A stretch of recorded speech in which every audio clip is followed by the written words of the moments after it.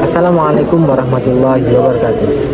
Perkenalkan, saya Hakiki Ridwanullah, mahasiswa Program Studi Ekonomi Syariah semester 2 kelas 2C.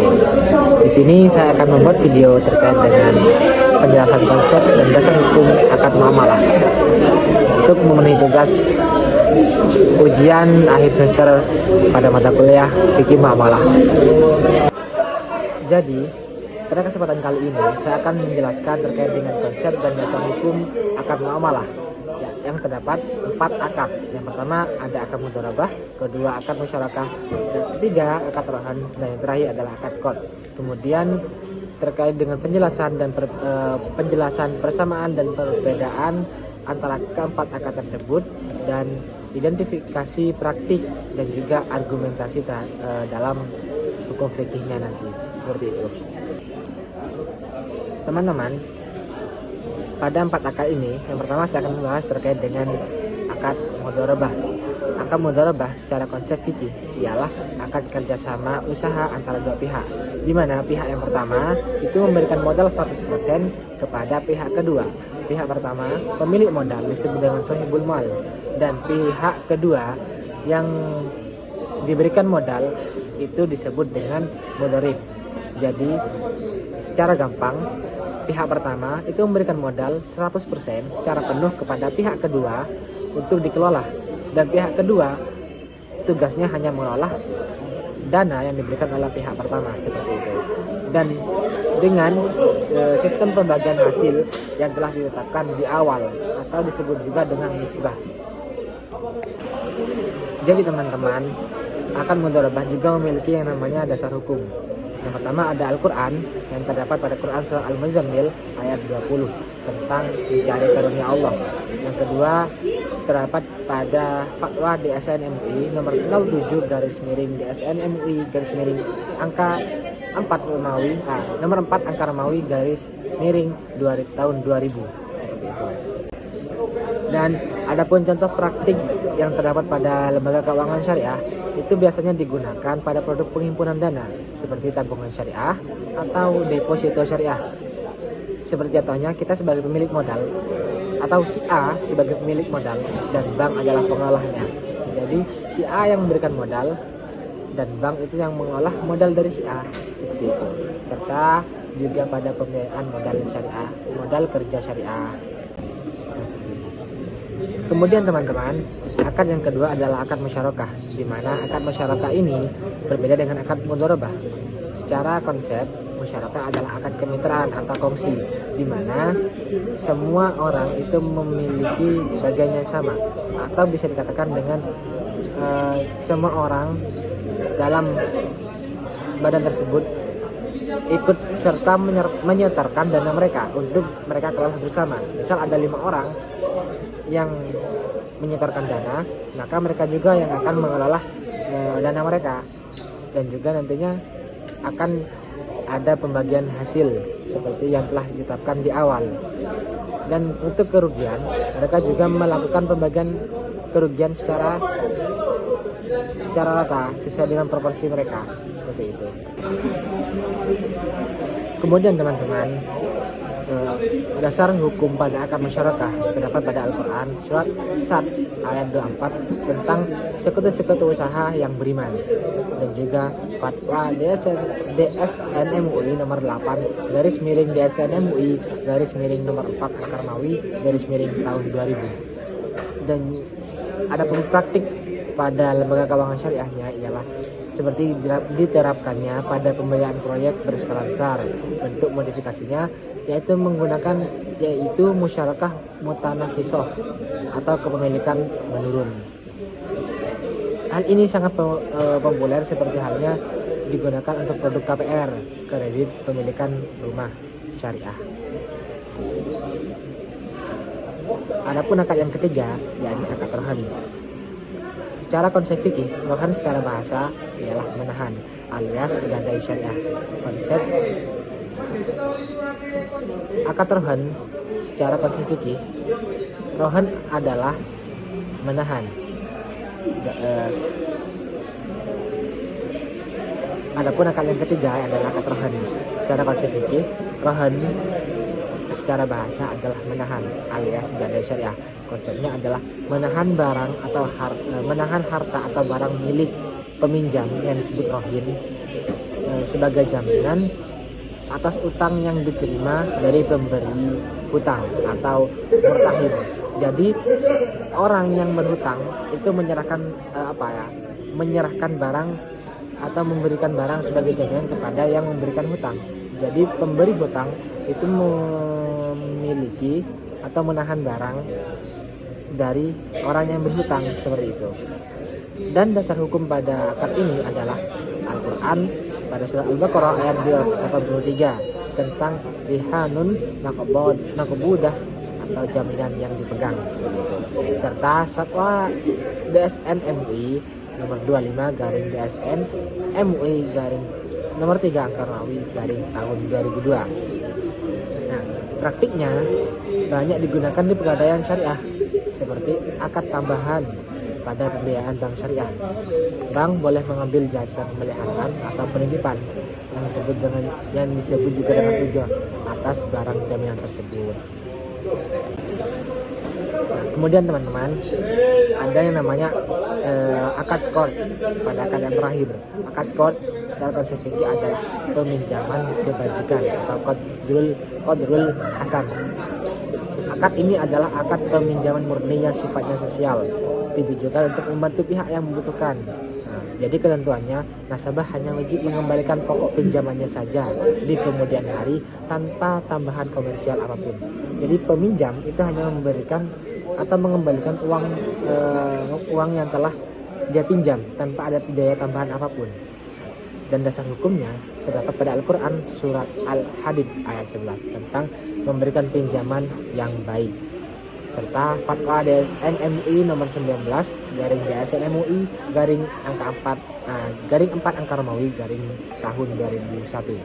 Dan adapun praktik di lembaga keuangan syariah, ini biasanya digunakan untuk produk sosial seperti penanganan kritis, likuiditas nasabah, pembiayaan mikro darurat, atau dana talangan haji pada skema terdahulu, seperti itu. Setelah tadi terdapat penjelasan apa itu akad mudharabah, musyarakah, qard, dan rohan, sekarang ada yang namanya persamaan dan perbedaan. Dari keempat akad tersebut memiliki perbedaan dan juga persamaan. Yang pertama, persamaannya. Persamaan pada keempat akad ini adalah instrumen transaksi yang sah dalam Islam, wajib, bersih dari unsur riba, gharar, maupun maisir, serta bertujuan menegakkan keadilan ekonomi. Jadi, empat akad ini itu sah dalam hukum Islam, sah dalam agama kita. Jadi tidak ada, karena tidak ada unsur riba atau unsur maisir yang ada pada keempat akad ini. Jadi itu sah digunakan oleh umat muslim, seperti itu. Dan adapun perbedaannya terletak pada tujuan akhir akad dan sifat profitnya. Seperti halnya akad mudharabah dan musyarakah masuk pada kategori akad tijarah atau komersial atau bisnis. Tujuannya murni memutar modal untuk mencari keuntungan dalam artian profit oriented lewat skema bagi hasil. Bedanya, mudharabah modalnya pada satu pihak dan musyarakah itu modal patungannya yang berbeda. Sudah jelas, akad mudharabah dan musyarakah berbeda pada modalnya saja. Jika mudharabah satu pihak, jika musyarakah itu semua pihak yang ada. Sedangkan qard dan rohan itu masuk pada kategori akad tabarru dalam artian sosial atau non-profit. Qard ditujukan murni untuk menolong atau ta'awun, sedangkan rohan sifatnya seperti akad jaminan untuk mengamankan utang-utang tersebut agar tidak hilang. Jadi kalau rohan itu murni untuk menolong. Jadi rohan itu murni untuk menolong, sedangkan rohan itu untuk sebagai jaminan agar hutang itu tidak hilang, seperti itu. Agar pemberi hutang itu tahu dia itu masih belum lunasi hutangnya, seperti itu. Oke, baik. Sekarang kita akan mengidentifikasi praktik dan juga argumentasi fikihnya. Ada dua contoh. Yang pertama, ada sebuah bank syariah. Baik, sekarang kita masuk pada identifikasi praktik dan juga argumentasi fikih pada akad mudharabah ada dua kasus. Yang pertama, sebuah bank memodali sebuah toko baju sebesar 50 juta. Dalam perjanjian itu terdapat bahwa bank menerima hasil sebesar 60% dan toko sebesar 40%. Dan pada akhir bulan toko itu untung 5 juta. Jadi 3 juta untuk bank dan 2 juta itu untuk si toko. Namun jika pada bulan berikutnya si toko baju itu mengalami kerugian, maka bank juga akan menanggung resiko sesuai dengan kesepakatan yang ditetapkan, dan itulah akad mudharabah. Jadi jika toko mengalami kerugian, bank juga akan menanggung resikonya. Itu secara akad itu sah. Namun sebaliknya, ada satu kasus, contohnya bank syariah memberikan modal usaha, namun di kontrak itu tertulis jika suatu saat kemudian ada satu kasus, bank syariah memberikan modal usaha, namun di kontraknya tertulis nasabah harus memberikan keuntungan tetap sebesar 1,5 juta setiap bulannya kepada bank, tidak peduli usahanya sedang rugi atau untung. Nah, maka keduanya itu memiliki argumen yang berbeda. Contoh kedua itu tidak sah karena tidak sesuai dengan konsep akad mudharabah. Karena keuntungan itu ditetapkan di awal dan diberikan nominal, jadi itu tidak bisa. Sedangkan pada akad yang pertama itu sesuai dengan konsep pembagian hasil ditetapkan di awal sekian persen dan sekian persen. Juga untuk kerugiannya bank juga akan menanggungnya, jadi tidak hanya toko yang menanggung kerugian tersebut.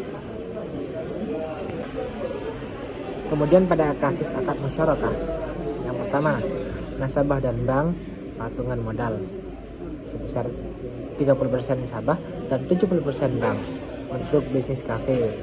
Keuntungan dibagi sesuai kesepakatan.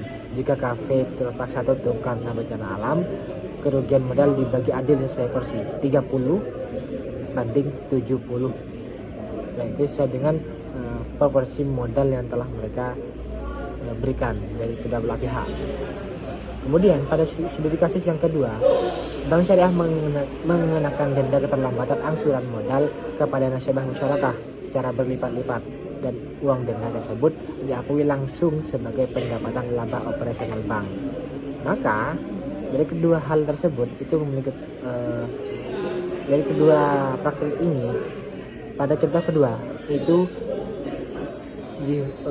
tidak bisa, artinya tidak sah dengan alasan bank itu menjadikan uang dana keterlambatan nasabah sebagai profit komersial, dan itu hukumnya haram, tidak boleh. Sedangkan pada contoh yang pertama itu boleh karena sesuai dengan konsep akad musyarakah. Jika bank memberikan modal 70% dan nasabah memberikan modal 30%, maka sistem penggantinya adalah 30 banding 70, dan itu sudah sesuai dengan akad musyarakah yang telah disebutkan tadi. Dan itu juga ada yang namanya sistem bagi hasil, dan itu sangat sesuai seperti itu. Kemudian kasus rohan. Contoh yang pertama, nasabah menggadaikan emas di pegadaian syariah untuk meminjam uang. Kemudian lembaga mengenakan biaya penitipan atau ujroh yang dihitung berdasarkan biaya sewa real tempat berangkas, daya asuransi, dan perawatan fisik emas tersebut. Kemudian contoh yang kedua, lembaga keuangan syariah menetapkan biaya pemeliharaan barang gadaian sebesar 2% per bulan yang dihitung langsung dari besarnya nominal uang yang dipinjam oleh nasabah tersebut. Jadi contoh yang kedua itu lembaga keuangan menetapkan biaya pemeliharaan barang gadai sebesar 2% per bulan. 2% per bulan itu dihitung dari besarnya nominal uang yang dipinjam. Jika menginjam 2 juta, maka 2% dari 2 juta tersebut. Seperti itu. Maka menghitung biaya jasa titip atau pemeliharaan berdasarkan jumlah utang adalah riba terselubung.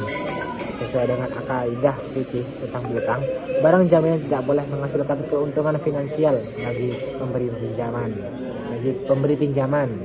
Daya ujroh harus murni dihitung dari variabel barang yang dirawat seperti berat emas atau volume ruang simpanan, bukan dari nominal utang.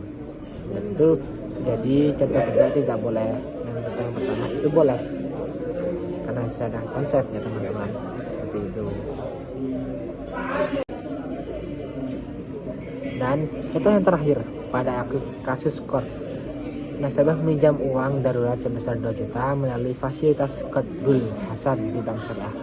Saat jatuh tempo, nasabah mengembalikan uang pas sebesar 2 juta ditambah biaya administrasi real yang sangat kecil di awal, misal untuk cetak dokumen atau materai, seperti itu. Jadi uang yang dipinjam 2 juta, maka yang dikembalikan 2 juta. Namun nasabah juga memberikan biaya tambahan administrasi yang real, yaitu sangat kecil, seperti halnya biaya cetak dokumen atau materai gitu. Dan kemudian contoh yang kedua, Bank Syariah memberikan pinjaman dana talangan Qard, namun mewajibkan nasabah memberikan hadiah wajib itu yang perlu digarisbawahi, atau uang tambahan saat pelunasan sebagai balas jasa.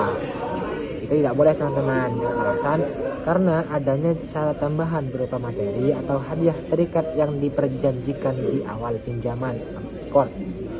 Itu aja, maka itu dihukumi riba karena peminjam itu memaksakan nasabah untuk memberikan hadiah wajib atau uang tambahan seperti itu. Itu tidak boleh dalam Islam. Hal ini didasarkan pada kaidah fikih yang sangat boleh, yang memiliki arti setiap pinjaman utang yang menarik manfaat bagi pemberi pinjaman adalah riba, seperti itu. Jadi karena Qard adalah akad sosial, maka tidak boleh ada yang namanya motif pengambilan keuntungan komersial di dalamnya. Jadi Qard itu merupakan akad sosial dan tidak boleh mengambil keuntungan.